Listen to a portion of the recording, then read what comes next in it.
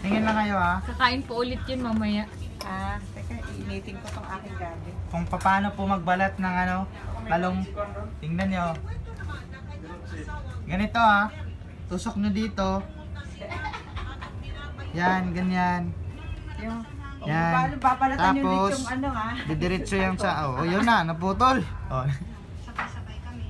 Ulit.